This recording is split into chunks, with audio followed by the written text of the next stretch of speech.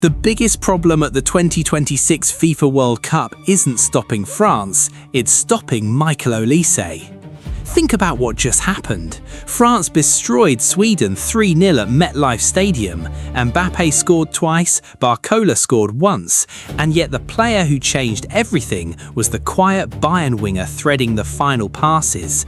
2 assists on the night, 5 assists in 4 games, just one away from matching Pelé's legendary single-tournament World Cup record from 1970. But this is not just about numbers. France have won 4 from 4, scored 13 goals, conceded only twice, and now face Paraguay in the round of 16, looking like a team with too many weapons to control. Mbappe is finishing chances, Dembélé and Barcola are stretching defences, but Olise is the one making the whole attack breathe. And this did not come from nowhere. From Olympic silver in 2024, to his France debut, to his Croatia breakthrough, to 25 goals and 28 assists for Bayern, Olise has been building toward this moment. This is why the 2026 World Cup suddenly has a Michael Olise problem. France always had Mbappe. That was never in doubt. Everyone knew where the eyes would go into this tournament. Mbappe as captain, still the scariest runner in the game, Dembélé walking in as reigning Ballon d'Or winner, Barcola one of the sharpest wide forwards in Europe right now. On paper, this was a team built on speed, goals, raw talent. 4 games in though, the real story isn't any of them. It's Michael Olise quietly rewiring how this team functions. Mbappe's still scoring, France is still winning, but Olise is the one changing the shape of everything. That 3-0 win over Sweden made it obvious. Mbappe bagged a brace, Barcola got the other, France into the round of 16 with 4 wins from 4, but the scoreline undersells it. Olise put up 2 assists, took his tournament total to 5, and looked like the actual creative engine of a team that's now outscoring opponents 13-2. Not bad for a guy people still describe as a wide player. This isn't just a good run of form. France don't just have more attackers than everyone else anymore. They've got someone who makes all those attackers talk to each other. Deschamps lined up with Maignan in goal, Koundé, Upamecano, Saliba and Dean at the back, Tchouaméni and Rabiot holding, and Dembélé, Olise, Barcola and Mbappe up top. Sweden tried to stay compact around the middle, with Lindelof marshalling things, except Olise never stayed where they wanted him. He was drawn up as an attacking midfielder. In practice, he kept drifting into that right half space, the pocket between Sweden's left back and their central midfield. From there, left foot, body open, and Sweden basically had no good answer. Step out to press him, Mbappe or Barcola go into the space behind, sit off, and he's got all day to pick a pass. Goal number 2 was exactly that. Lagerbielke coughed the ball up, Tchouaméni found Olise, and Olise ended it in one move. Nutmegged Lagerbielke, slipped it to Barcola, Barcola finished. Simple line, but the pass did more than beat a man. It broke Sweden's whole defensive timing. Barcola wasn't receiving with his back to goal, scrambling for an angle. He was already facing the danger, already through the door, defenders still recovering. That's the Olise difference. He doesn't just find a teammate, he finds them already ahead of the game.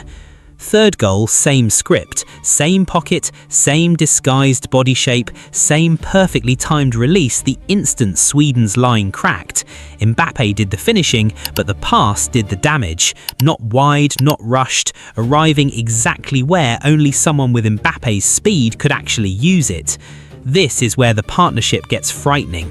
Mbappe wants the ball early enough to attack space, but late enough to stay onside, a needle most players can't thread on a good day. Olise threads it without blinking. He waits until the defender's hips are pointed the wrong way, then plays it. Sweden felt it all night, not just on the goals. France outshot them 25-7, 15-3 in the first half alone, and Olise nearly capped it with a bicycle kick from inside the box that rattled the post before half-time, right after Mbappe had already hit the woodwork himself. France weren't creating chances that night, they were mass-producing them. Here's the actual problem for defenders. They can't read Olise early enough. Left foot playing from the right, his body shape lies to you. Open stance could mean a curled ball to the back post, a reverse pass, a through ball, or a shot across goal, and it all starts looking the same. At this level, you don't need to fully beat a defender. Half a second of hesitation is enough. Against this France team, half a second gets you Mbappe behind, Barcola isolated, or Dembele one-on-one. And the right half space isn't just a coaching buzzword. It's valuable because it hands a creator 3 options at once: combine centrally, release the runner, or switch the point of attack. When Olise sits there, the whole attack opens in layers. Tchouaméni covers behind, Dembele holds width, Barcola stretches the backline, Mbappe pins the centre-backs, Olise ties the whole thing together. That's why this France side is harder to defend than the last 2 vintages. Teams used to build entire game plans around stopping Mbappe's pace. Sit deep, double up the left, force France to go long. Doesn't work the same way anymore. Drop too deep, Olise picks you apart between the lines. Push up, Mbappe's in behind. Overcommit to Mbappe, Olise finds Barcola or Dembele. Sit passive, he just carries it himself. The signs were there from game 1. Against Senegal, an assist, 2 big chances created, 14 passes into the final third, 12.63 kilometers covered, 79 sprints, most of anyone on the pitch that day. Giroud pointed out early that shifting Olise more centrally, closer to Mbappe, is when you really saw the chemistry between them. Sweden just made it undeniable. France have always had Mbappe, always had stars, athleticism, tournament pedigree, ruthless finishing. What this World Cup has added is something far more dangerous: control through creativity. Opponents aren't just defending Mbappe's runs anymore, they're defending Olise's imagination. Most people only clocked Michael Olise when this World Cup made it impossible to ignore. Fair enough. But this isn't overnight, it's years of groundwork finally landing on the biggest stage there is. Before Bayern, before France, before he was topping assist charts globally, Olise was grinding it out in the Championship with Reading, debut in March 2019, then a steady climb into one of the EFL's best young players, EFL Young Player of the Year in 2021. Good enough that Palace didn't hang about. The tools were already there: tight control, disguised passing, the patience to slow a game down without killing the attack. At Palace, the Premier League got glimpses, not every week, but enough to know he wasn't your standard winger. He could beat a man, but wasn't built on dribbling. He could cross, but touchline winger undersold him. His real gift was manipulation. Receive wide, drift inside, wait for the defender to commit, then thread a pass they thought had already disappeared. That's why Bayern paid around €60 million for him in summer 2024. Under Company, it clicked. They built a system where his instincts could repeat every week. Full-back overlapping, Kane dropping to combine, runners attacking the back post, midfield covering behind him. Those little pockets he used to find at Palace became the heart of Bayern's attack. The numbers backed it up. First season, 17 goals, 18 assists, 50 games. This season, more. 25 goals, 28 assists in 57 appearances. Bayern's fans voted him Player of the Season 2 years running, and the German Players' Union gave him their top individual award too. That's not a hot streak, that's a body of work, which matters because it reframes this World Cup entirely. Olise didn't discover creativity in North America. He arrived as one of the most productive attackers in Europe. 5 goal involvements against Freiburg, decisive strikes against Wolfsburg and Real Madrid. France had the receipts already. 2 goals, 5 assists at the 2024 Paris Olympics, silver medal. Deschamps called him up that September. Slow start, then the moment against Croatia in March 2025. A free kick goal that flipped the tie and sent France through on penalties. Then, right before the World Cup, a hat-trick against Northern Ireland on June 8th, barely a headline at the time. In hindsight, a flare going up. So when he landed at the World Cup and started carving teams open from minute 1, that wasn't luck, that was just Tuesday for him. After the Sweden win, Olise had 5 assists in 4 games. France had outscored opponents 13-2. 5 assists is the most anyone's managed at a World Cup since Thomas Hessler hit 5 for Germany in 1994. Now, now it's historical territory. The single tournament record is 6, Pelé 1970. On 5, Robert Godocha 74, Pierre Litbarski 82, Maradona 86, Hessler 94.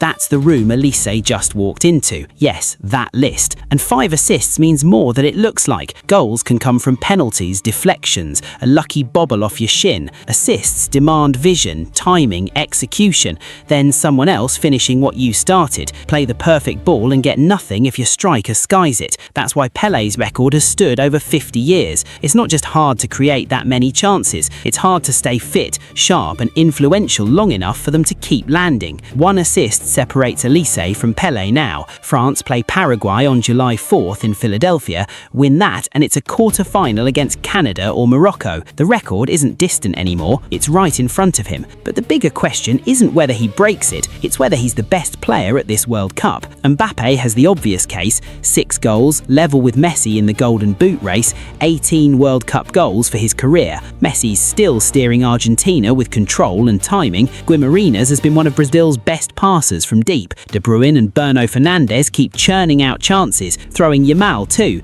a different flavour of threat through carrying and isolation. Olise's case is shaped differently. He's not leading the conversation because the ball runs through him constantly in some slow, predictable rhythm. He's leading it because his touches turn France's whole attack into one connected machine.